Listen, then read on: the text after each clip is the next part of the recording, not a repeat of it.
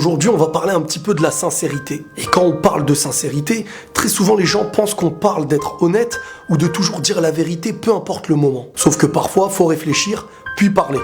Et pas parler sans réfléchir. L'honnêteté, c'est pas de recracher l'eau que tu viens de boire. Par exemple, dire à une personne que tu trouves moche, tu es moche, c'est pas de la sincérité. C'est de l'insouciance en fait que tu fais sortir de ta bouche. Et il y a des choses dans la vie qui demandent plus d'intelligence que d'honnêteté. Pour faire naître quelque chose d'honnête et d'intelligent.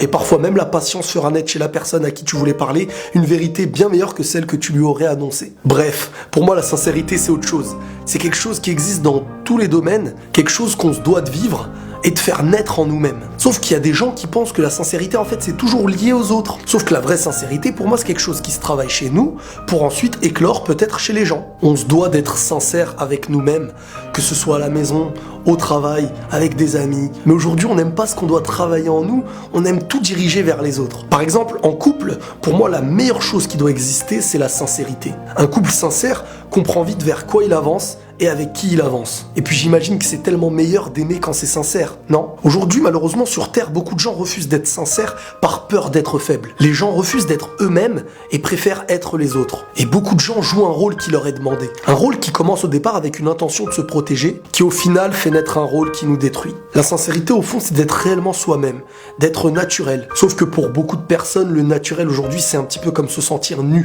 Alors qu'en fin de compte, c'est la meilleure des protections, parce que partout où tu iras, tu seras toi-même et tu seras reconnu pour être toi-même avec un discours qui sera le même. Tu seras pas un tel pour celui-là, un tel pour celui-ci, mais la meilleure des sincérités, c'est la bonne intention dans quoi que tu fasses. Et c'est ce qui nous manque le plus aujourd'hui.